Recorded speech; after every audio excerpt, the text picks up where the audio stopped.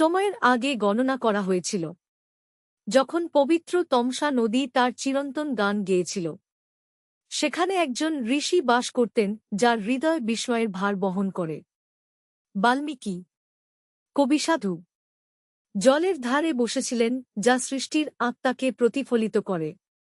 সকালের কুয়াশা তার আশ্রমের চারপাশে ফিসফিস করে প্রার্থনার মতো নেচেছিল, এবং পদ্মফুলগুলি সোনার সূর্যকে চুম্বন করার জন্য তাদের হৃদয় খুলেছিল। কিন্তু শোন, কারণ এই সবচেয়ে আশীর্বাদপূর্ণ ভোরে মহাজাগতিক বাতাস একজন দর্শনার্থীকে নিয়ে গেছে। নারদ, ঐশ্বরিক পরিভ্রমণকারী, নক্ষত্রের আলোর মতো মানুষের রূপ নিয়ে হাজির। তার বীণা সুরের সাথে গুনগুন করে যা ফেরেশতাদের কাঁদায়। তার উপস্থিতি বাতাসকে তরল সোনায় পরিণত করেছে। স্বাগত, হে স্বর্গীয় ব্যক্তি, বাল্মীকি কথা বলল, মন্দিরের ঘণ্টার মতো তার কণ্ঠ মৃদু। তোমার দীপ্তি আমার নম্র বাসস্থানকে আলোকিত করে।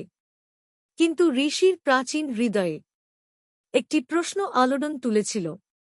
একটি প্রশ্ন যা একটি সুন্দর, অমীমাংসিত ধাঁধার মতো তার ধ্যানকে তাড়িত করেছিল। নদী যেন তার প্রবাহ থেমে যায়।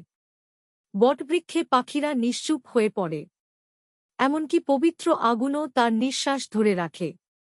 কারণ বাল্মীকি এমন প্রশ্ন জিজ্ঞাসা করতে চলেছেন, যা সর্বকালের সর্বশ্রেষ্ঠ গল্পের জন্ম দেবে।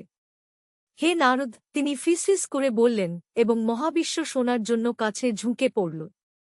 আমাকে বল, তোমার সমস্ত ভ্রমণে 3 জগতে, দেবতা ও মর্তের রাজ্যের মধ্য দিয়ে, তুমি কি কখনো এমন একজনের মুখোমুখি হয়েছ যে সত্যিকারের নিখুঁত, যার পুণ্য অনন্ত সূর্যের মতো জ্বলে, যার হৃদয় কোন ছায়া জানে না, যার নিঃশ্বাসই ধার্মিকতা? প্রশ্নটি ধূপের মতো পবিত্র বাতাসে ঝুলে আছে, অপেক্ষায়, নিয়তির সাথে কাঁপছে। এই মুহূর্ত থেকে, এই এক সুন্দর প্রশ্ন থেকে রামের অমর গানের জন্ম হবে।